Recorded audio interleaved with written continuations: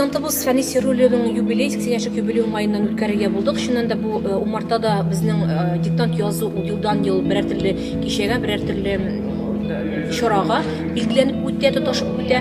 Һәм бу елда менә безнең укучыларыбыз һәм башка милләттәшләребез дә барыбыз бергә бер бинага җыелып, менә шунда Сыдулла эффектына 50 кешегә якын кеше килде бүген. Диктант яздык.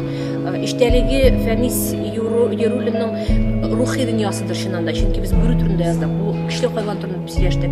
Аларның результатларын, нәтиҗәләрен белербез, Алла бирсә. Һәм кем безнең иң әйбәт язучы диктантны ул урында алыр әле, эш урыны билгеләргә дип торабыз. Курс по татарскому языку у Марта начал посещать с февраля с этого года.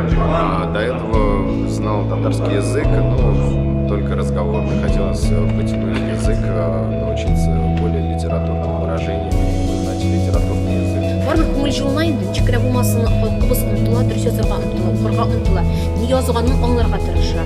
Бу безнең халык өчен Мәскәүдәге җитеп алып җитеп талар өчен